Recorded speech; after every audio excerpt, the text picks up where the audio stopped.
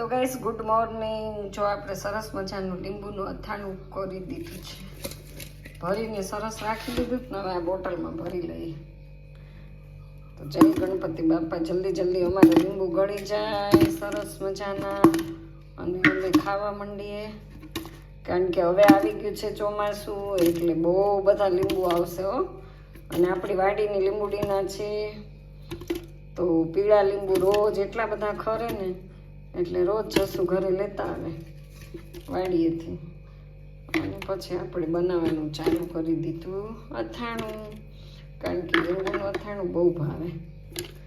તો જો મને તો બહુ આવડતું નથી, પણ આવી રીતે મેં તો ભરી દીધું છે હળદર મીઠું કાપા કરીને. અને પછી હવે આને આમ દબાવી અને ભરી દઈશું.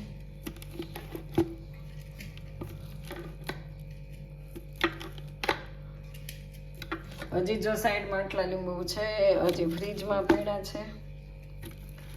તો આવી રીતે હું કંઈક તો બનાવું છું. જો તમે કેમ બનાવો છો એ તો મને ખબર નથી, પણ મારે તો આ રીતની ચાલ. પછી આપણે વજન ધોઈને ભરી દીધા લીંબુ સરસ. અને આ બધું મીઠું ને હળદર એટલું વધ્યું છે, કારણ કે આ વખતે છે ને જસુએ કીધું તું બહુ મીઠું નહીં નાખતી, બહુ તું એ કે મીઠું નાખી દેજો. તો આપણે આવી રીતે બનાવ્યા છે. જો કોને કોને લીંબુનું અથાણું ભાવે કોમેન્ટ કરીને કહેજો.